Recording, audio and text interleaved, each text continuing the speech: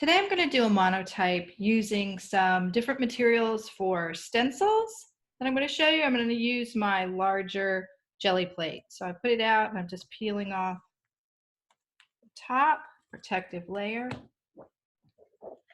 Save that because you'll want to put it back on when you're done. So I started by taking out a little bit of the Aqua inks to mix up using a little bit of phthalo green, yellow ochre, and some of the trans base. And what I found is start with small amounts of ink and then sort of mix some new, because you don't need, a little goes a long way. The other thing I was going to show you just for fun is this is a Speedball soft rubber brayer that I've had, trying to figure out how many years. At least, I've had this at least 20 years. So you can see from a new roller that the rubber is stained, gone much darker from years of use. But if you clean them really well, they'll last. And don't lay them like this, lay them like that. They will last a really long time. So I'm going to use my really old vintage, we'll call it, Speedball roller. And I'm going to roll up. I made a transparent lighter green here, putting some of the trans base in there. Right, I'm going to roll this up.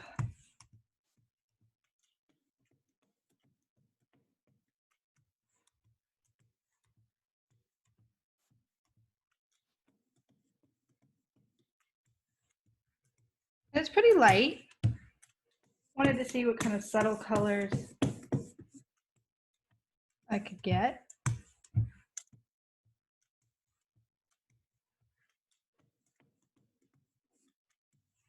And what I wanted to show you today is just doing some different techniques with different types of stencils you might have around your house, and you can come up with some different objects that you might have. I'm going to start out, actually, we're going to see how this works, using some leaves that I just got from my yard. And then I'll be layering that with some cut stencils that I made out of some Mylar I had here at home. And then I'm also going to show you a little one that I have. I have a Cricut cutter here at home, so some of you may have those at your house, and you can try using those to cut possibly some paper stencils or some Mylar stencils. All right, so this is a little subtle. I'm going to mix just a little bit more ink, make it a little thicker.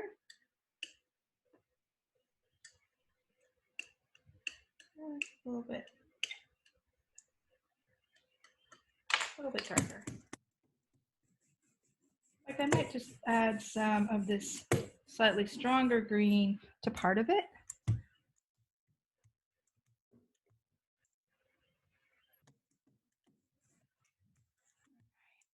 See what kind of different colors we can get.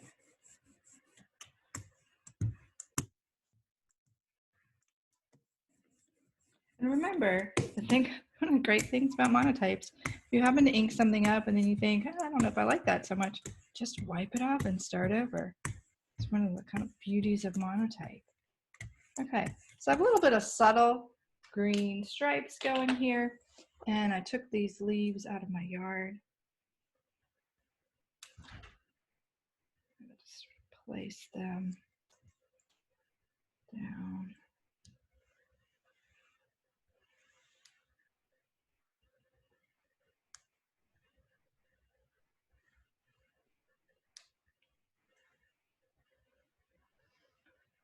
All right, maybe one more.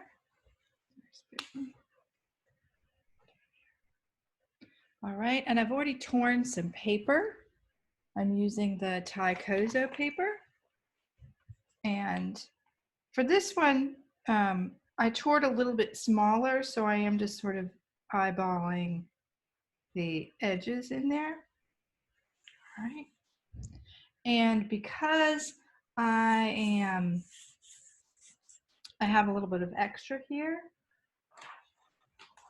but I'm going to put the newsprint over it because I've got those exposed edges with ink.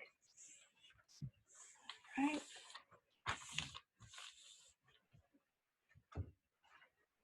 And I'm gonna get my Baron and just sort of go over that. One thing I like about the gel prints, the gel plates, is you can't run these through the press. They're really meant for hand printing, but they're really very receptive to picking up ink. Right. So as I pick up my newsprint, you can kind of get a preview of some of my ink on there.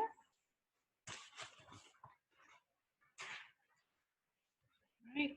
You can kind of even see where the leaves are on there, so let's carefully pick that up. All right. So there's a first run. So obviously, you know, the leaves acted as stencils, blocking the ink. And we'll put that aside for now. Pick these up. Right. And these actually have ink on them. So you could play with using these to print with.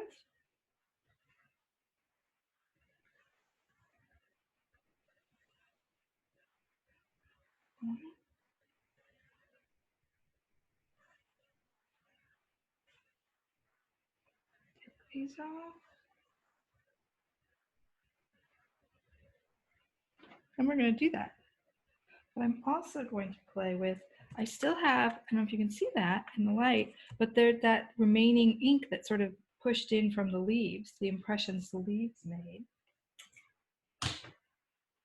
So once again, I am going to take my handy dandy release agent.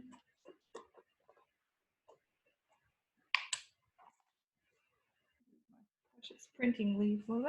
I'm going to take a little bit of this out right here.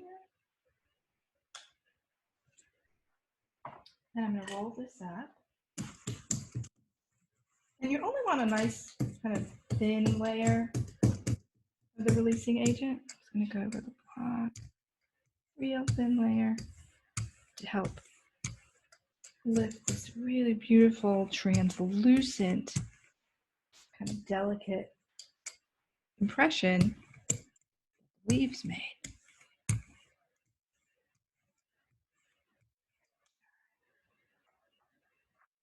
I'll take another piece of paper.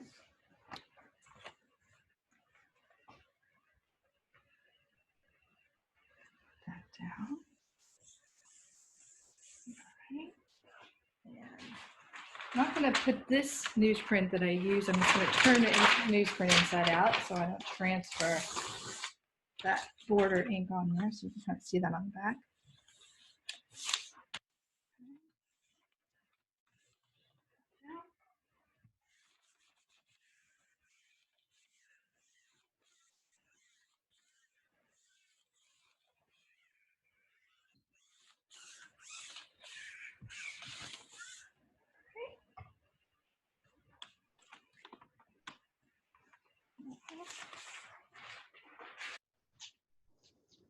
All right, let's see what we've got.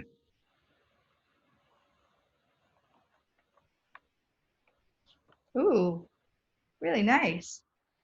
You can see this kind of really beautiful, subtle impression of these leaves, right? So just the ghost from using my stencil. So from this print, from this first impression, right? The next thing I pulled was this. And just for fun, I'm going to move my block out of the way.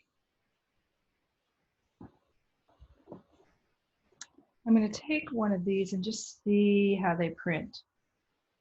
I'm going to put that right there. I'll use that to cover it. Right.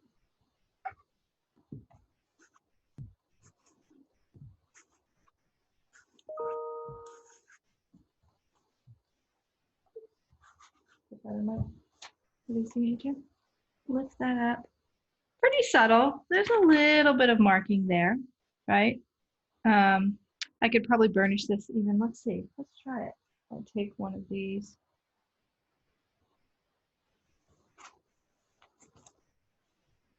down. Take my burnisher.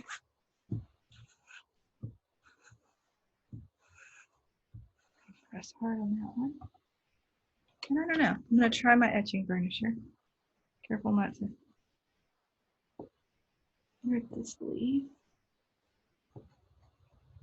See how that works.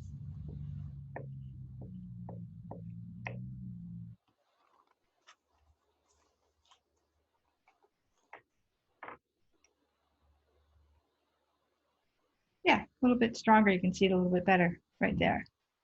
So I'm actually printing off of the leaves that I used as a stencil. So I'm going to clean up this ink and we'll be right back so we can print the second layer. We're back, and now I have put out a slab with some crimson and scarlet red mixed together. I'm going to ink up the slab again. And I made this somewhat transparent. And ink.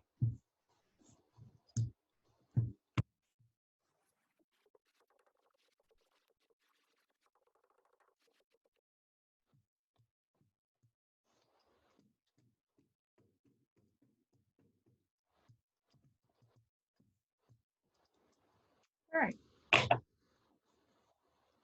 So this time I'm going to try, these are some just plastic Mylar stencils that I've cut them out by hand. You can see the Sharpie around them. And I'm going to place them on the block. There's another one. Right.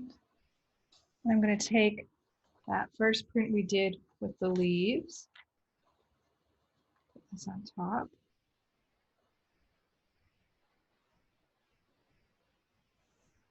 Carefully adhere that. Press that down.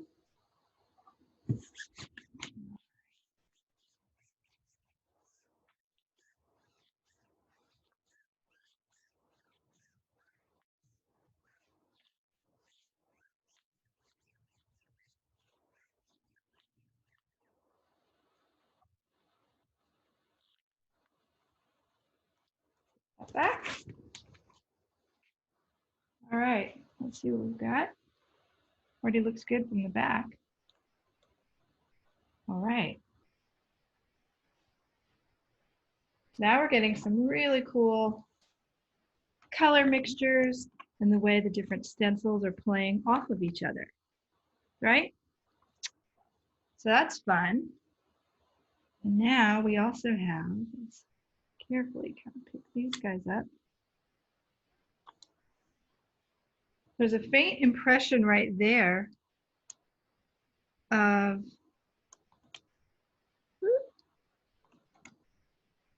ink left on, and that one kind of made a funky texture. I think I'm going to try something else on the next one. I'm going to put that down as well. Maybe put this in here. Just laying those face up because they have ink on them. Why not? I'm not going to do the releasing agent over it. I'm going to put my other print on here. Just kind of playing. And see what happens with this one. All right. Another piece of newsprint.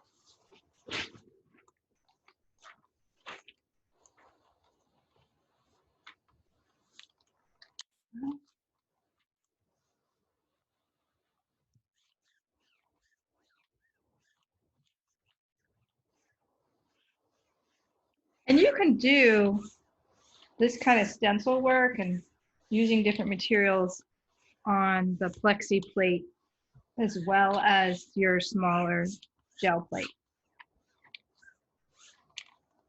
And you can try using rag paper as well as the Japanese papers. Oftentimes I like the Japanese papers when I'm hand printing just because I feel like they're a little easier because I can see through them and they have less of a chance of shifting while I'm hand printing. So no idea what this is going to look like. Let's see. This is kind of the fun part, I think, when you start playing and just see what you get. Oh, look, a little bit of stencil sort of there where I put the acetate one, and this is the ghost printing from the other.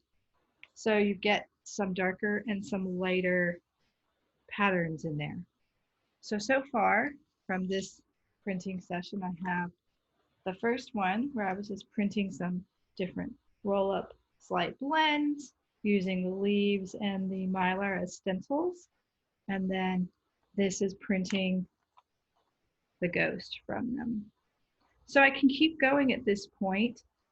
This is the little stencil, see if you can see it, that I had printed. See if you can see that. Let's see if we get up close. This is from my Cricut printer. It's a little more intricate, so you have to be kind of careful with it. So right now I just be careful and I would clean these off of ink or print from them again. I'll show you a little bit of just a little small section right here. Show you what this little Cricut stencil looks like. It's kind of fun.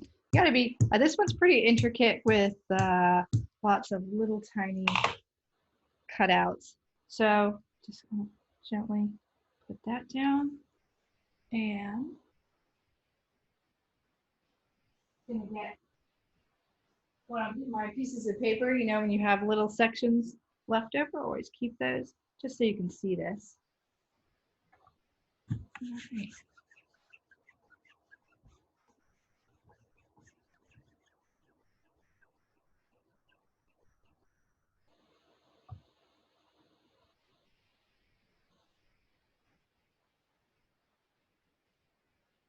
So my little Cricut stencil now you can really see. So I could build this up as another print, or I could even take this, let it dry, cut this out, and collage it in here. And if you're really careful, you can pick these up. And there's, we can print the ghost from that.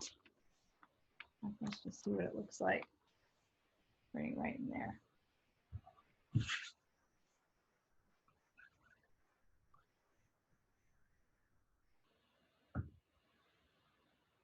Right.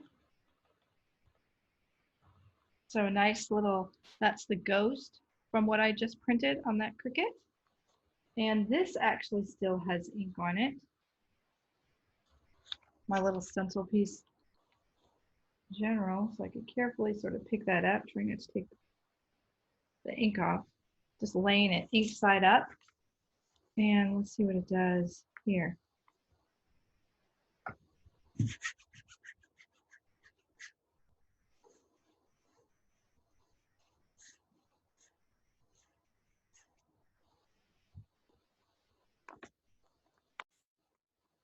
Really, really light. You can see it's a little bit of an impression there. So that one's really light. So if you have something like, and you just have to really carefully clean this off because it's so intricate in its shape. So if you have a Cricut cutter at home, you could cut out some stencils that you can play with in your monotypes. I really like how that adds a little bit of that cut design on my ghost image here. So I just wanted to show you different ways you could play with different objects that you might have or find. You just have to be careful with the gel plate that you don't, you know, poke it or tear it because it's kind of delicate. But you can also do this kind of stuff using the plexi plate that we had. So experiment with trying different layering, different materials, and you'll get some really cool results. Like I've said before, I could keep going with this and really layer it. And at the same time, like I said, even using something like that, this could become a collage element in one of these pieces or one of the other prints we've worked on.